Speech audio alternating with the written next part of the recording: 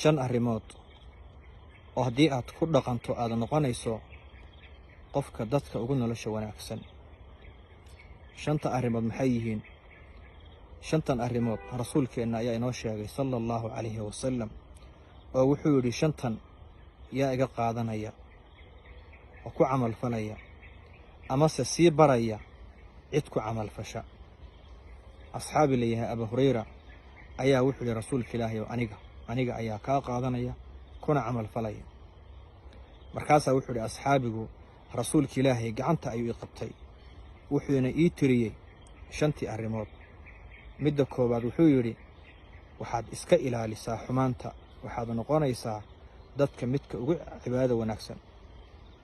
xumaanta ka dheerow, waxaad noqonaysaa ruuxa dadka ugu cibaadada wanaagsan. cibaadada ayaa kuu dhadhamaysa oo kuu macaanaanaysa, maxaa yeelay xumaanta samaynteedu ruuxa waxay ka hor istaagtaa in ay u dhadhanto cibaadadu. midda labaad, waxaad raalli ku noqotaa ilaahay wuxuu qayb ahaan kuu siiyey.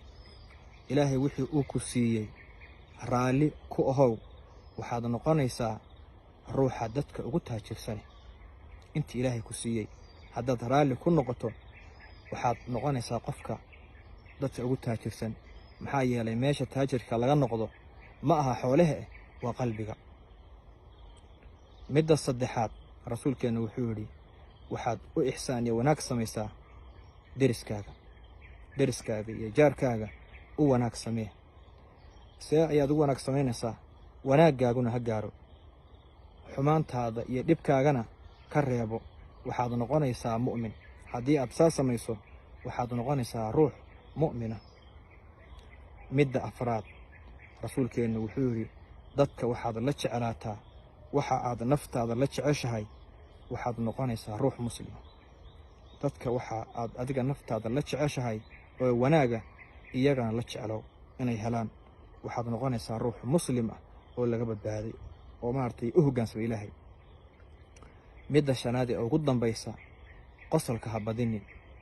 qosolkaagu yuu badani, maxaa yeelay qosolka oo la badiyaa wuxuu dilaa qalbiga. qosolkaaga oo bataa wuxuu dilaa oo u dilaa qalbiga. qosolka marka waa laba: dhoola caddayn ay diinteennu ay sheegtay, iyo qofku inuu iska qoslo ilaa gawsihiisa la arko. midda la diidayo oo qofka midda qosolka ah qaxqaxda ah weeyaan, ee qosolka dhoola caddaynta ah taas rasuulkeenna wuxuu ku tilmaamay in ay sadaqo tahay.